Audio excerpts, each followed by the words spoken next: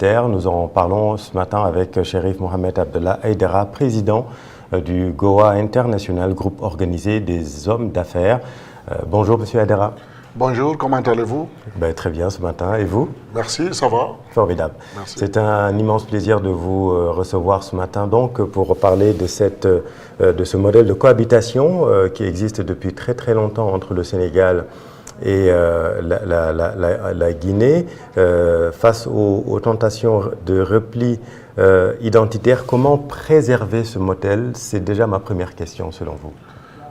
C'est très bien, je vous remercie pour votre invitation et qu'Allah bénisse la Guinée et le Sénégal. Pour moi, la Guinée et le Sénégal, c'est un pays frère. Ce sont des personnes qui ont tracé seulement ces frontières pour faire un peu de différence. Sinon, il n'y a pas de différence au niveau de la population. Quand vous venez au Sénégal, vous allez retrouver les mêmes familles qui se trouvent en Guinée, les mêmes ethnies qui se trouvent en Guinée, ce sont les mêmes ethnies qu'on peut retrouver au Sénégal. Donc, vous allez en Guinée, vous allez trouver les mêmes ethnies, les Sénégalais aussi, la même chose. Donc, ce sont des personnes qui ont tracé ces frontières, peut-être juste pour régulariser certaines choses, pour ne pas dire nous diviser. Donc, pour moi, c'est un peu ça. Donc, entre ces deux pays, nous, on ne voit pas la raison de dire qu'il y a tension, parce qu'il ne doit pas y avoir. Absolument. Il ne doit pas y avoir du tout, parce que les Sénégalais sont très nombreux en Guinée, ils sont dans tous les domaines, dans le secteur bancaire, et dans le secteur privé en général, et ils sont aussi, la plupart des ouvriers que vous trouvez en Guinée, c'est des ouvriers sénégalais. Des maçons, des menuisiers, des électriciens, des ferrailleurs, toutes sortes. Et ils sont aimés, respectés et protégés. Donc, vice-versa, ceux qui sont ici aussi, les ressortissants guinéens, ils sont peut-être les plus nombreux, ce qui fait un peu beaucoup plus de visibilité. Mais c'est la même chose. Les citoyens guinéens qui se trouvent au Sénégal aussi, la majorité travaille dans la légalité et participe aussi à la vie économique, les activités économiques du pays, et aussi payent les taxes à l'État sénégalais. Et la plupart aussi sont conformes à la loi et les réglementations en vigueur en République du Sénégal. Donc nous, notre rôle, ce qu'on a toujours fait, c'est de conseiller pour que les gens respectent les lois et les réglementations en vigueur. Le reste, continuer leur activité librement, parce que de toute façon, en Afrique, nous sommes chez nous, tous les pays africains, nous ne considérons pas de différence entre les pays africains, à plus forte raison entre la Guinée et le Sénégal. Parce que si vous avez remarqué, il n'y a même pas 3 à 4 semaines, moi-même personnellement, j'ai remercié les chefs d'État qui ont supprimé les visas et ceux qui envisagent de supprimer les visas entre nous, citoyens africains. Parce que la plupart des hommes d'affaires, moi je dirige l'une des plus grandes organisations des hommes d'affaires en Afrique, où nous avons des millions de sympathisants, des milliers de membres, et l'organisation existe, ça fait 23 ans cette année. Donc c'est quelque chose de très très costaud et qui travaille sérieusement, même ici au Sénégal. Nous avons eu à faire des activités ici, nous avons même reçu à l'époque une lettre de félicitations du chef de l'État sénégalais qui a été adressée à ma modeste personne. Le chef de l'État, lequel? Oui, le président Macky à l'époque. Il nous a adressé une félicitation, il nous a encouragés parce que nous sommes rentrés dans le terrain pour la formation, l'information, sensibilisation du secteur privé, les agriculteurs et autres pour vraiment se lancer dans l'agriculture et la création de l'agro-industrie dans le pays. Et nous avons conseillé tous les opérateurs économiques, qu'ils soient maintenant étrangers ou sénégalais, de créer des unités de fabrique parce que ça peut engager les jeunes dans l'emploi. Si vous voyez que les jeunes parfois sont chauds, c'est parce qu'ils n'ont rien à faire. Parce que quand les gens sont occupés seulement, ils ne vont pas parler politique, ils ne vont pas rentrer dans ces arts de choses, chacun a quelque chose à faire. Mais si les gens sont assis au bord des routes, sous les manguiers, en train de faire seulement qu'ils n'ont rien d'autre à faire, je pense qu'ils vont s'occuper soit des politiciens ou d'autres qui sont dans les activités économiques, même si ceux-ci n'ont rien fait. Vous comprenez? Donc c'est un peu ça. Maintenant, vous avez publié un texte intitulé, où vous parlez carrément des xénophobies contre les Guinéens, et peut-être c'est là où moi je vais quand même préciser qu'il n'y a pas de xénophobie au Sénégal.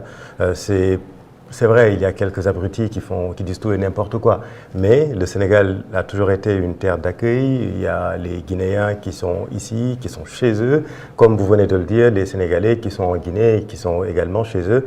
Donc c'est carrément le même peuple, et ça c'est très important de le préciser. Mais dans votre texte également, vous demandez aux autorités diplomatiques d'agir. Elles n'en font pas assez selon vous? Si, mais parfois c'est notre rôle aussi d'attirer l'attention des responsables étatiques, la diplomatie ou les responsables. Les problèmes peuvent se poser ici si j'ai le numéro du Premier ministre, président de la République ou un autre membre du gouvernement sénégalais ou guinéen, mais je l'appelle directement. Ou on écrit une lettre directement pour attirer leur attention. Parfois, nous, on peut sentir certaines choses sur le terrain, c'est à nous d'attirer l'attention des autorités, mais parfois aussi c'est nous qui les poussons, parce que parfois chacun a sa façon de voir les choses. Mais puisque nous sommes des hommes de terrain, si nous sentons que quelque part il y a quelque chose qui ne va pas, c'est à nous d'attirer tout de suite l'attention des autorités pour que les autorités agissent pour mettre fin à ces genres de pratiques. Donc ce n'est pas notre première expérience. En République de Guinée, pendant la période d'Ebola, je vais vous dire, à l'époque, j'avais intervenu. En 2014?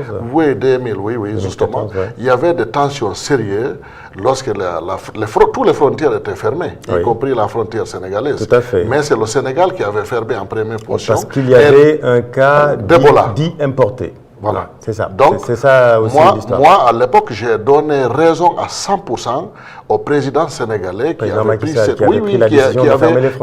pris cette décision, parce que s'il y a une épidémie dans la famille, dans la cour voisine ici, vous ne devez pas laisser la famille venir chez vous pour contaminer votre famille, mais vous ne devez pas aussi laisser votre famille aller là-bas pour être contaminée. Ça n'avait pas plu à Alpha Condé, ça n'avait pas plu justement à Alpha, mais à l'époque, j'avais donné raison au président Baki. Moi, je ne suis pas politicien. Je m'en moque de la politique et je ne suis pas là pour aussi flatter qui que ce soit. Je dis ce qu'il y a. Donc, nous sommes des acteurs économiques. Alors, lorsque nous avons senti la tension sérieuse, les émissions interactives, les gens commençaient à insulter les citoyens sénégalais qui étaient là. J'étais à Conakry, je m'ai trouvé à Conakry. Et j'étais l'un des acteurs qui était en première ligne dans la lutte contre Ebola. C'est nous qui avons déposé des kits sanitaires dans toutes les frontières de la République de Guinée. C'est après le dépôt de nos kits sanitaires au niveau de la frontière du Libéria, de la Sierra Leone, de la Guinée-Bissau, de Côte d'Ivoire, que toutes ces frontières ont ouvert. Il restait le Sénégal et pourtant on avait déposé des kits sanitaires au niveau des frontières sénégalaises.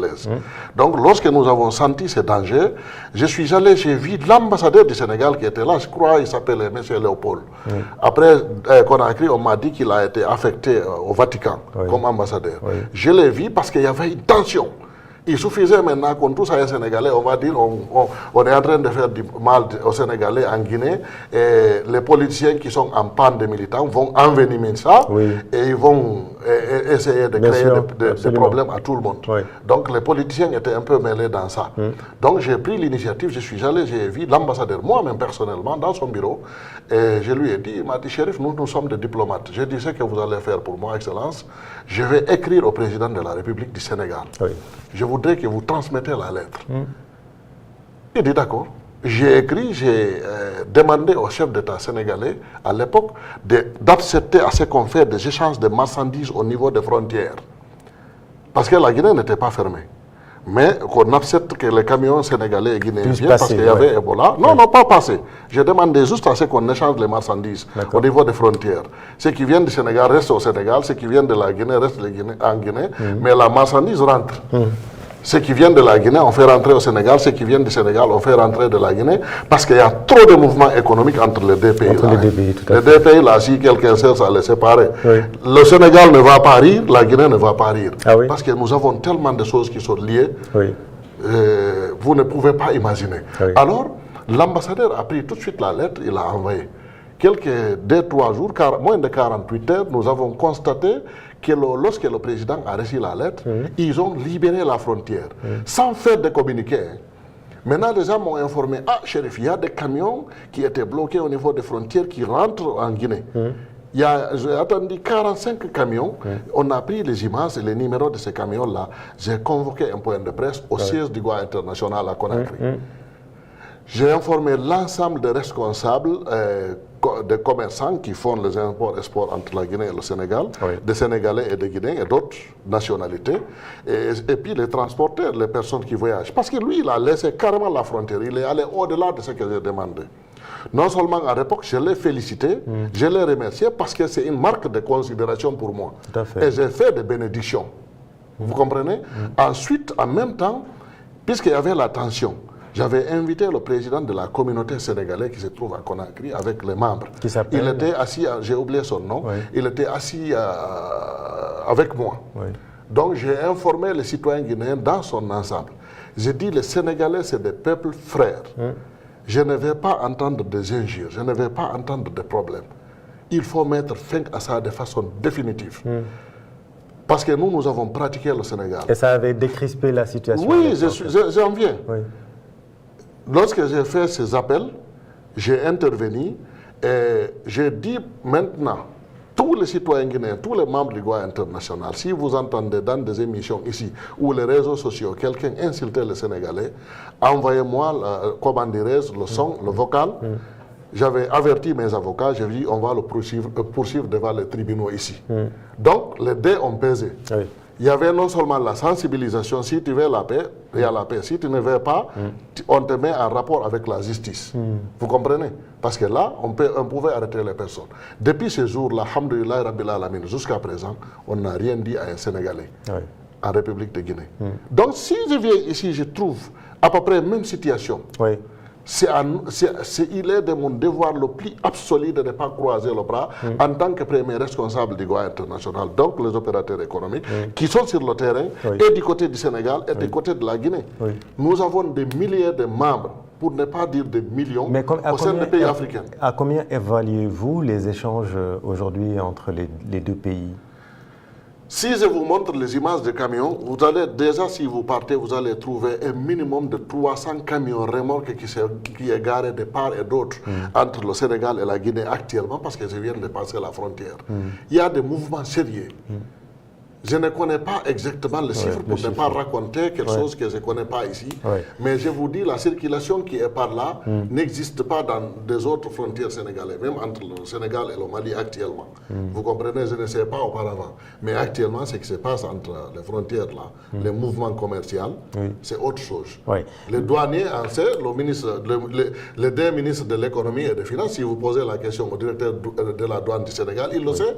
Le directeur de la douane de la Guinée, il le sait. Parce que les mouvements économiques, c'est extraordinaire entre les deux pays. Dans votre texte, vous demandez aux autorités sénégalaises de réagir, mais je peux vous assurer que cette question est prise très, très au sérieux. C'est vrai que la diplomatie ne se fait pas sur les plateaux, mais voilà, malgré ces tensions que l'on peut voir, qu'il ne faut pas négliger, bien entendu, c'est pour ça que moi je tenais à vous avoir sur ce plateau. Est-ce qu'il ne faut peut-être pas, je pense qu'il ne faut pas trop s'inquiéter outre mesure. Les deux peuples sont des peuples frères et ça se voit même dans les relations humaines. Maintenant, ma question c'est comment aujourd'hui le Goa intervient-il concrètement pour soutenir et renforcer cette relation ici au Sénégal par exemple? Nous sommes sur la voie. Parce que ici au Sénégal, d'ailleurs, le représentant du Goa International ici au Sénégal, c'est des Sénégalais. Nous travaillons avec des Sénégalais, vous comprenez? Donc, il y a aussi les membres qui sont des Guinéens, qui sont très, très, très nombreux, et des sympathisants qui sont très, très nombreux. Nous, régulièrement, j'ai toujours dit, pour revenir un peu à votre question, moi, je suis ambassadeur naturel des Guinéens et des Sénégalais partout dans le monde. J'ai rencontré des Sénégalais qui sont en difficulté dans d'autres pays, ou des Guinéens qui sont en difficulté dans d'autres pays. Je ne passe jamais sans faire ce que je peux pour les sortir de là. Vous comprenez? Bien Partout. sûr. Ouais. Si je viens, tous ceux qui me connaissent, quand je viens au niveau des frontières, je trouve un Guinéen en difficulté côté du Sénégal, j'interviens tout de suite. Si je trouve un Sénégalais en difficulté du côté de la Guinée, j'interviens tout de suite. Parce que nous connaissons la réalité du terrain. Nous sommes entre les deux pays régulièrement. Oui. Vous comprenez? Bien sûr. Nous avons... Le Sénégal et la Guinée est tellement mélangés. Par exemple, moi je suis shérif, je suis Haïdra. Qui peut imaginer combien de membres de famille shérif qui sont là? Vous comprenez? Oui. Il y a les Pels qui sont là, il y a les Malinké, il y a les Soussous. Et vice-versa.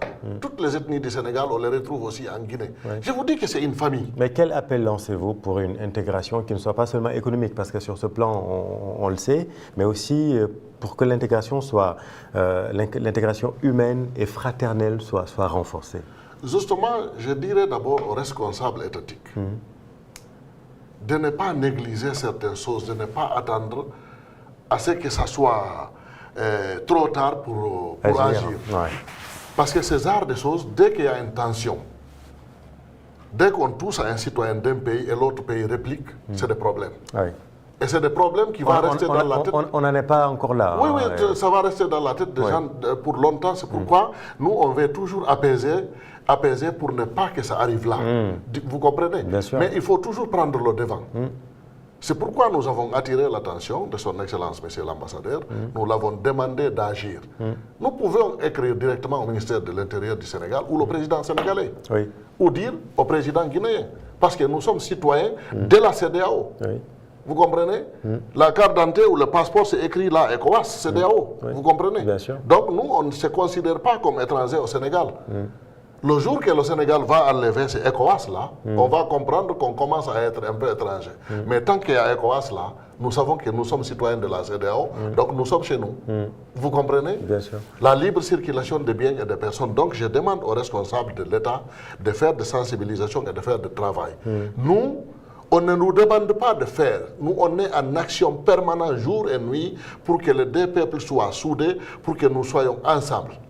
Je dis et je répète, je suis ambassadeur naturel de Guinéens et de Sénégalais. Ce n'est pas un ambassadeur qui attend des décrets pour qu'on t'enlève demain ou on te nomme après-demain. Non. Ouais. C'est mon rôle et ça sera mon rôle et ça sera le rôle de tous ceux qui m'entourent.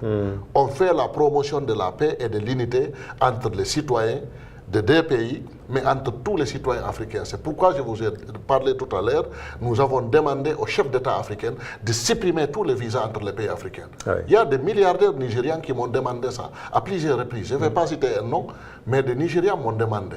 Des opérateurs économiques camerounais, égyptiens, marocains m'ont demandé. Des opérateurs économiques sénégalais et guinéens m'ont demandé de faire ça en tant que président du GOA international. Et je suis sur ça.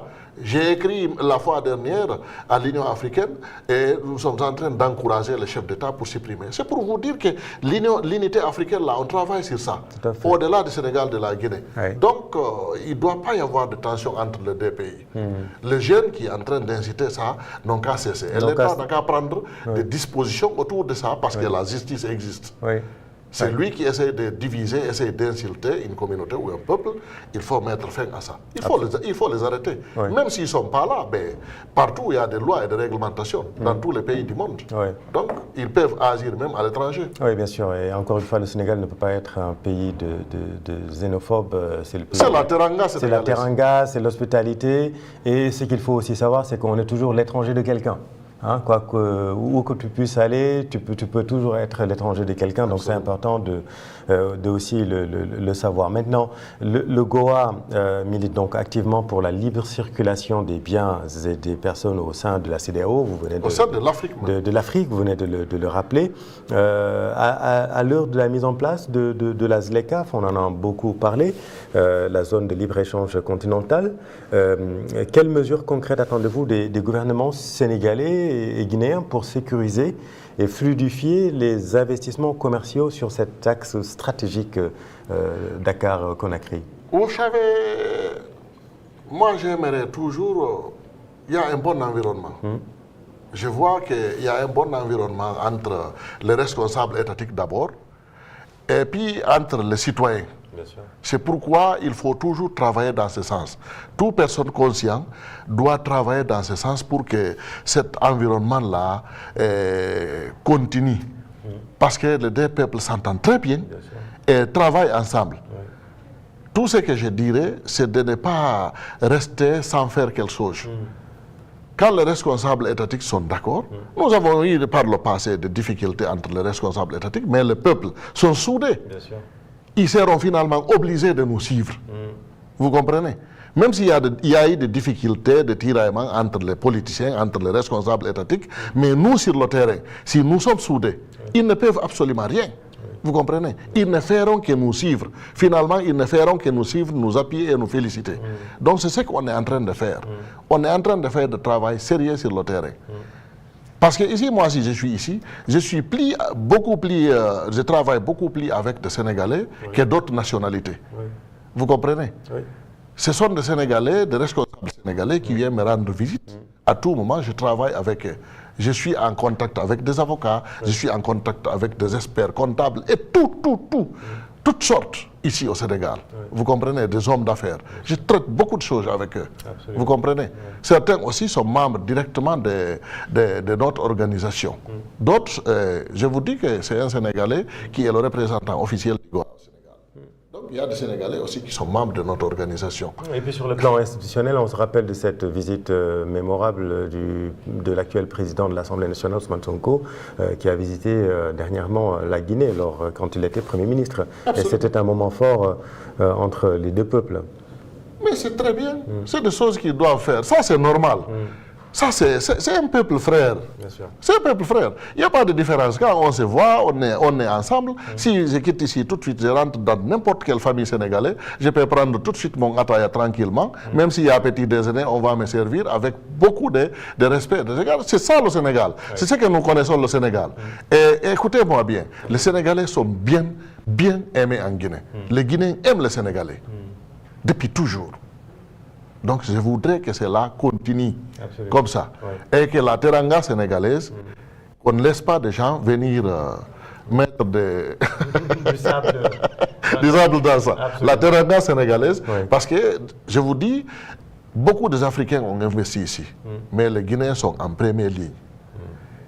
Il y a des diasporas guinéens qui viennent construire des maisons ici, il y a des milliers. Vous comprenez? Qui viennent carrément construire des maisons alors qu'ils ne sont même pas au Sénégal. Ils sont aux États-Unis, ils sont dans les pays européens ou dans d'autres pays africains. Donc ça, les Sénégalais, les citoyens sénégalais doivent protéger ça. Ils créent des industries. Je connais un opérateur économique ici qui a envoyé il n'y a pas longtemps 15 Sénégalais pour travailler en Guinée. Il a ouvert des choses là-bas. Il a envoyé 15 Sénégalais. Et il y a beaucoup des opérateurs économiques guinéens qui ont envoyé des cadres sénégalais qui travaillent en République de Guinée. Donc, il y a beaucoup de gens qui ne connaissent pas ça, l'importance et l'impact de ces activités-là. Et il y a beaucoup de Guinéens qui emploient des Sénégalais ici. Quand vous construisez un immeuble ici, non seulement ça va rendre la ville jolie, mais aussi les taxes que l'immeuble là paye, ils vont payer à qui? À l'État sénégalais, non? Tout à fait. Vous comprenez? Tous ceux qui travaillent dans cet immeuble-là, c'est des Sénégalais. Merci beaucoup. Peut-être votre dernier message Bon, moi je dirais tout simplement que chacun doit travailler pour qu'il y ait l'unité et l'entente entre les deux peuples. Entre les deux peuples. Merci. Nous avons toujours vécu comme ça et nous voulons que ça continue. Tous les grands marabouts de ce pays et de la Guinée doivent faire la même chose. J'invite aussi les marabouts parce que nous sommes liés. Ils sont liés à moi-même, mais ils sont aussi liés à mes parents. Tout le monde le sait. Et eux aussi, ils le savent. Vous comprenez? Je les invite aussi à faire quelque chose. Il ne faut pas qu'on reste comme ça parce que c'est le rôle aussi, comment dirais-je, des responsables religieux. Tout à fait. D'inviter des gens à travailler pour qu'il y ait l'unité et l'entente. Donc j'invite aussi tous les marabouts à faire la même chose. Parce qu'ici au Sénégal, alhamdoulilah, les marabouts sont respectés et considérés. Nous les aimons, nous les respectons, mais nous les demandons aussi de faire ça, d'emboîter le pas de ce que nous sommes en train de faire. De toute façon, après j'irai vers eux. J'irai vers eux pour les rencontrer, pour parler avec eux, pour que ce travail-là continue. On va se donner la main avec l'ensemble des décideurs, leaders politiques du Sénégal, religieux du Sénégal, pour travailler dans ce sens-là. Merci beaucoup. Je les connais tous, je suis lié à eux. Certains même m'ont donné des grands boubous, des jolis grands boubous que j'ai chez moi. Formidable. C'est ça la teranga sénégalaise. Merci beaucoup. Merci beaucoup. Nous, comme on dit. On est ensemble. Merci beaucoup, Chérif Mohamed Abdallah Aïdara, qui est le président du Goa International, groupe organisé des hommes d'affaires. Merci beaucoup d'avoir accepté notre invitation. 8h04 dans l'actualité. Vous le savez, le Sénégal va accueillir les JOJ, les Jeux Olympiques de la Jeunesse, du 31 octobre au 13 novembre prochain. Le complexe Tour de l'Œuf est l'un des sites qui accueilleront les Jeux Olympiques